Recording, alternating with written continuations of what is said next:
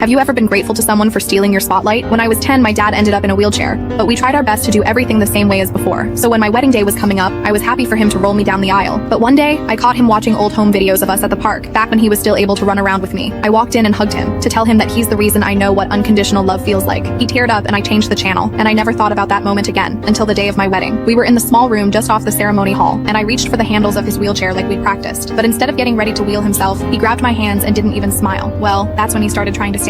My heart dropped because the aisle was at least 50 feet, and he hadn't walked more than 10 since the accident. The room went silent, and all the eyes shifted from me to him. When he stood up, I looked at him, and that's when he finally smiled and said, "Just trust me." Turns out he'd been in intense physical therapy for over a year, all for my big day. I thought I'd be the one holding him up, but honestly, I think he was holding me. By the time we made it down the aisle, half of the audience were in tears and blowing their noses. He stole the spotlight that day, and we now have this incredible inside joke for the rest of our lives together. Have you ever been grateful to someone for stealing your spotlight? When I was 10, my dad ended up in a wheelchair, but we tried our best to do everything the same way as before. So when my wedding